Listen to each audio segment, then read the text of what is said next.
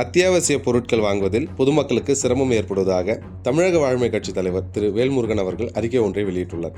அதில் அவர் கூறியதாவது: நியாய விலைக் கடைகளில் 100 விழுக்காடு ரேகை பதிவு என்ற அரசின் உத்தரவை திரும்ப பெற வேண்டும்.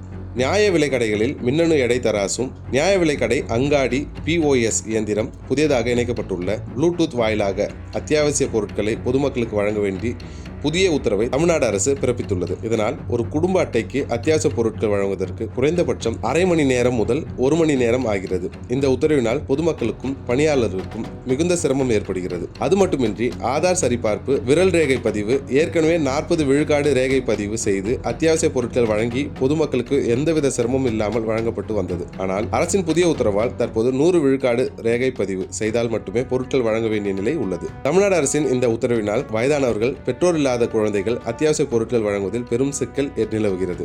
எனவே இந்த புதிய உத்தரவை மாற்றி ஏற்கனவே நடைமுறையில் இருந்த ஆதார் 40 விழுக்காடு முறையை மீண்டும் செயல்படுத்த வேண்டும். அதே நேரம் கடைகளுக்கு வரும் பொருட்களின் எடையும் உறுதிப்படுத்தப்பட்டு சரிபார்க்க வேண்டும். இதனால் எடை குறைவாக வரும் பொருட்களுக்கு கடை ஊழியர்கள் தான் பொறுப்பேற்க வேண்டும் என்ற அவலம் நீடித்து வருகிறது. கடை ஊழியர்கள் வீண் பழிக்கும் நடவடிக்கைக்கும் ஆளாகும் நிலை உள்ளது. எனவே சரியான எடையில் தரமான பொருட்களை வழங்க வேண்டும் என தமிழ்நாடு அரசை தமிழக வாழ்மை கட்சி வலியுறுத்துகிறது என்று தெரிவித்துள்ளார்.